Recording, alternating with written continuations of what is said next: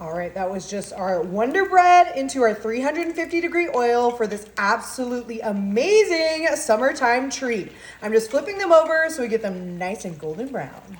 All right, now that we have these beautiful golden brown little Wonder Breads, I'm just gonna place them onto my paper towel lined little plate here so we make sure to soak up all of that excess oil before we move on to our next step. All right, while those are cooling down, I'm bringing in my chilled metal bowl. In our chilled metal bowl, I'm gonna be coming in with our heavy whipping cream for this easy and delicious little summertime treat. I'm gonna go in with this entire thing of heavy whipping cream.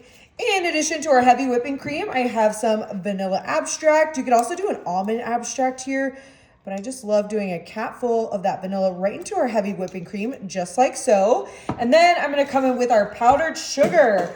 I love adding powdered sugar, and it really just depends on how sweet you like this, but we always like to start off with just a touch, and then you can always add more. All right, now that we have everything in our chilled metal bowl, I'm gonna come in with my hand mixer, and we are just gonna slowly start to really incorporate all of our ingredients in that chilled bowl, and we are looking for peaks and valleys. So this will take a couple of moments with your hand mixer. All right, we have our peaks and our valleys in our homemade whip. We wanna make sure we get everything off the beaters. Beautiful. And this is a part of the recipe you have to taste it.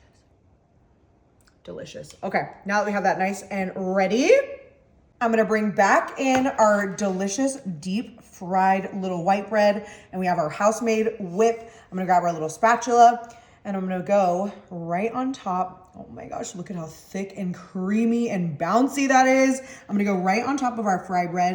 And I'm just gonna start by putting some on 2 pieces of our fry bread.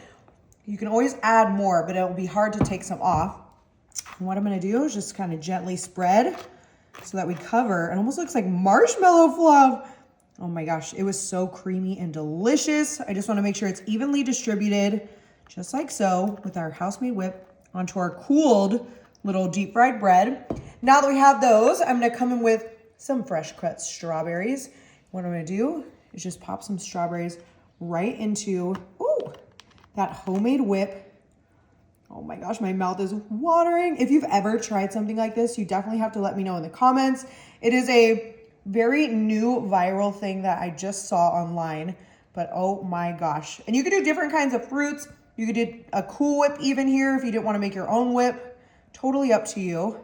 But I'm just going in with those strawberries, just kind of plopping them wherever. You could do a raspberry, you could do pomegranate, you could do blueberry, you could do lemon even. I think that looks pretty good. And now that we have those, I'm gonna take our other piece of fry bread, go right on top, and just ever so gently pop it right on top. Oh, just like so. Oh my goodness, you could see all of that Cool Whip. You can see our strawberries, but my favorite part always, I wanna make sure we cut into one of these puppies ever so gently. And it's okay, it's gonna be messy. Oh, you can hear that crunch too. Oh my goodness, I'm excited. All right, moment of truth. Oh, look at all of that whipped cream, our strawberry, and of course our fry bread. All right, let's give it a try. Oh my God. It is so tasty. The homemade whip, it's like something you eat out of a carnival. Really good.